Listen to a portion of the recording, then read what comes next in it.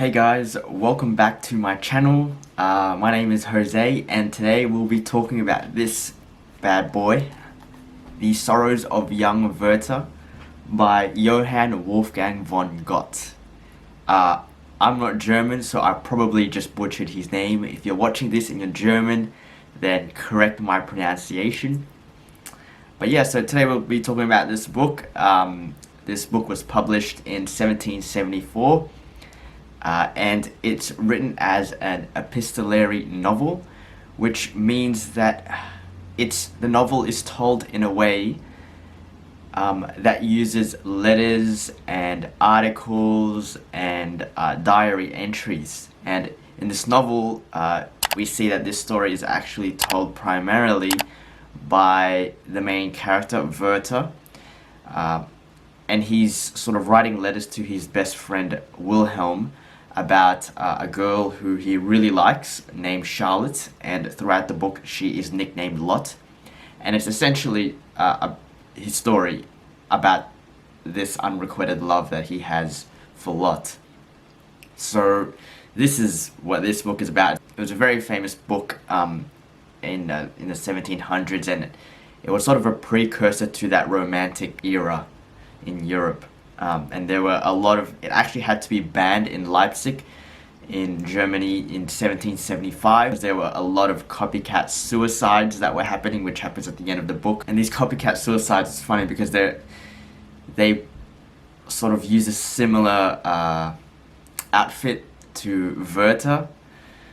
He is wearing a yellow vest and a blue blazer, and they also use very similar pistols to the ones that he used to commit suicide. So after reading this book, the main message that I can get out of it is this sort of passion versus reason, these two things that are always sort of colliding. I mean, when you read this book and you look at Werther, you can really see that he's a very sensitive and passionate guy, and he allows his emotions to just run unchecked with his unrequited love for Lot. You know, when he meets her at the beginning of the book, she is already engaged, you know? She's already engaged, and yet he just couldn't, he just continued to let his emotions run wild. He sort of never used, well, he tried to use reason at some point, but ultimately he let go of it and continued to pursue her. And we see this when he's trying to shake her off his feelings. He's trying to shake his feelings for her when he goes to another place, and you know, it seems to help, but he's still writing letters to her, you know. So, and at the same time he had to end up going back to the town that she was in, and he finds out that she's married to Albert now, you know. Albert is her fiance, 11 years her senior, and this is the guy, Albert is the guy who she was engaged to at the beginning of the book. So yeah, and eventually when he finds out that you know, Lot is married, he begins to go down this path of depression and this sort of path of insanity, and ultimately it leads to his demise when he commits suicide. So yeah, that passion and reason is definitely a main theme in this novel.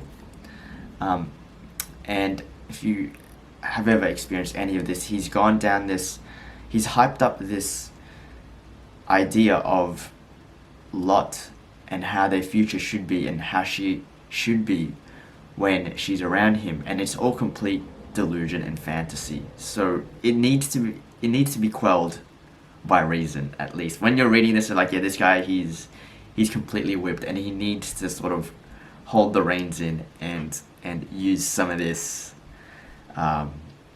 when he is sort of thinking about Lot. So that's one aspect of this book that got to me. Another one is this character. He's only like a side character, but he struck something with me. His name is Heinrich, and Heinrich, he ends up falling for Lot as well. And this Heinrich guy, Werther sort of meets him, and Heinrich is already depicted as someone who's insane.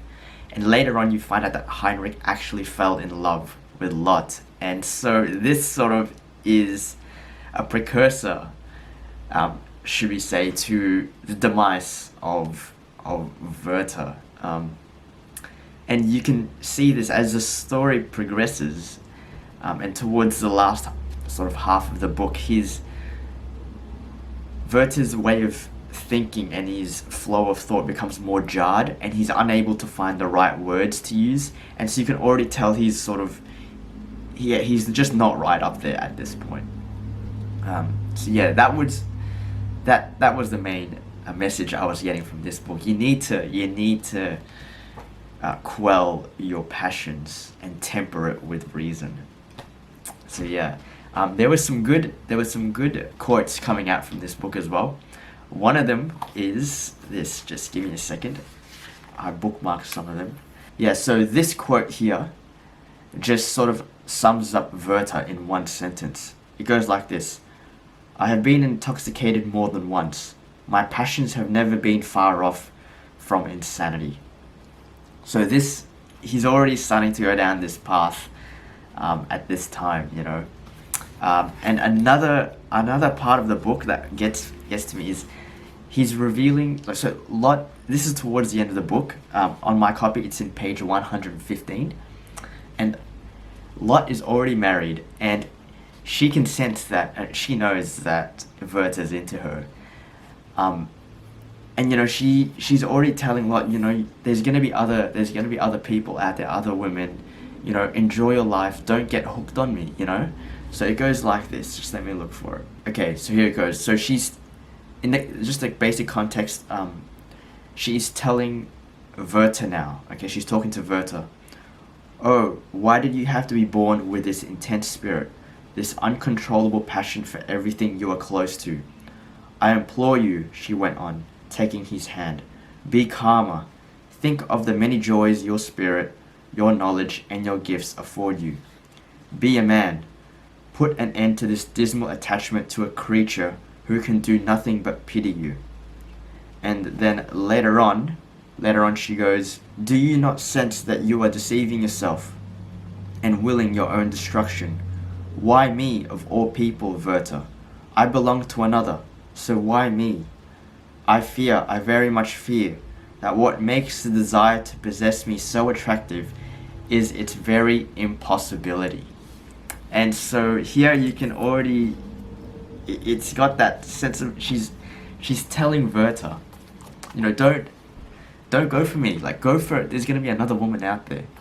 So this is, you know, the reason why you like me so much is because of this impossibility of attaining this dream that you have. So it's sort of that sense of the heart wants what it can't have kind of thing, you know.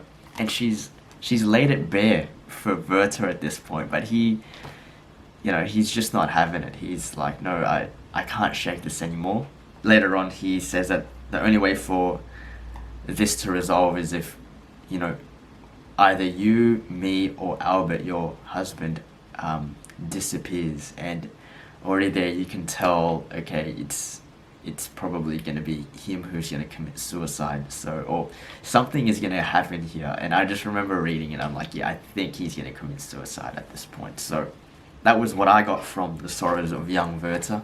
This was a book that sort of revolutionized this romantic idea in literature. This book really was able to portray this romantic idea. Everything about sort of the writing style of Goethe, he was able to really flare it up and make it elaborate. You know, the scenery, the way he describes certain people, particularly emotions and people's emotions, he was able to really use language to deliver people's emotions really well. And this crazy passion that this romantic love can have this eros, as we can say in Greek philosophy. So yeah, that is my quick review reflection on the Sorrows of Young Werther. I recommend reading this book. If you haven't read it, it's a good book. So yeah, take it easy, guys. I will catch you on the next one. Bye.